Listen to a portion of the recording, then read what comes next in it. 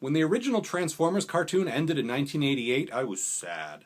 Then I discovered the existence of the Japanese Headmasters series, and I was happy. Then I got a hold of some tapes, which weren't in English, and I was confused. What follows are my continuing attempts to make sense of it all, a few episodes at a time.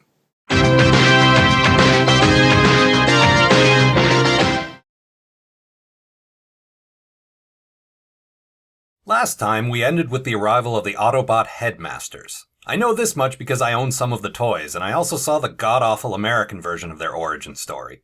Somehow, even though I don't speak a goddamn word of Japanese, this version of the whole Headmasters thing makes so much more sense to me. There's no squishy human crawling around inside these robots, just tiny robots. Although, the attachment of the tiny Headmaster to the main body activates a chest display that shows their strength, endurance, and intelligence levels. Okay. Maybe I was a bit hasty with my use of the word sense. Anyway, after we spend a few minutes looking at a Venn diagram, the show resumes doing what it does best, which is fucking insane robot fights. The gargantuan Fortress Maximus scares the piss out of the Decepticon combiners and sends them running. Hot Rod prevents Predaking from forming by driving right into the uniting Predacons. And we get another epic battle of the radio guys, as Blaster and Soundwave face off for a battle to the death. Unfortunately, what this means is that they'll stand 3 feet apart from one another and just keep shooting until one or both of them explodes. Which actually happens. I guess it's cool that they both actually died, I just wish they'd done it in a way that wasn't horrible. Oh, and then Blaster's death is mourned at Autobot HQ with sad violin music. Because if there's one thing we know about Blaster, it's that he loved sad violin music.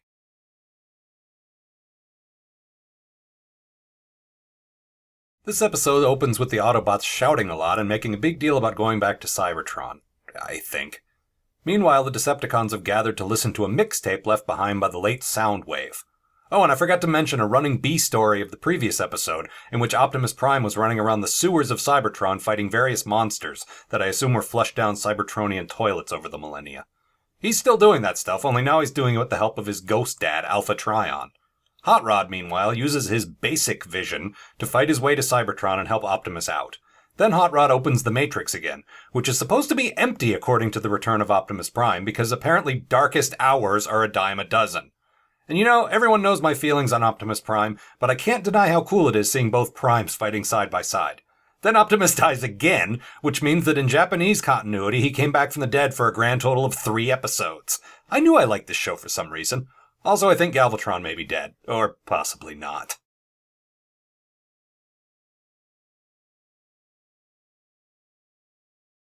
We begin with a shot of Soundwave's head under glass for some reason, and then we're treated to the flashback of the awesome battle between Soundwave and Blaster.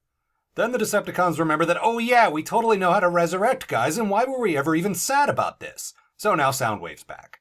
Apparently, according to the almost no research I've done into this is a newly upgraded version of Soundwave. I guess the toy could hold 2 tapes and he's black instead of dark blue. But never mind all that, what's up with the sinister horseshoe crab from space? Have I mentioned how much I miss doing these things? The electric crustacean from beyond the stars mixes it up in a battle between Trypticon and Metroplex for some reason. Meanwhile, Blaster's tapes, who are sad that Blaster is also dead, have a conversation that seems to last about 16 hours. I assume they're slowly coming to the conclusion that they also had the power to resurrect a guy all this time. Or maybe it's a really fast-paced and incredibly witty banter session. I don't speak this language, man, so I have no idea. Anyway, they do eventually bring Blaster back from the dead with possibly the worst color scheme of all time. Well, until those Generation 2 repaints, anyway. Meanwhile, those amazing battles I love so much haven't slowed down yet. We get fights on Cybertron and Earth, and pairings of teams that I always wished we could see in the American series, but never did, like Triple Changers versus Triple Changers. Also, I love how they all yell, "Transform!" or "Heads on!" every time they switch modes or attach their little Headmaster guy. It makes no sense, and I'd probably hate it if it happened in the US version, but for some reason it's suitably charming and insane here. More fighting happens, and then the episode ends with what I assume must be a brilliant joke at Autobot HQ, because everyone is laughing heartily. Hey, wait a minute. I can't believe I'm saying this, but if we just revived Blaster and Soundwave using, I don't know, magic or whatever, why can't they just bring back Optimus Prime the same way? I mean, I don't want them to, but presumably a million whiny Japanese kids are threatening to jump off a building since he died again. I mean, that's how it happened over here.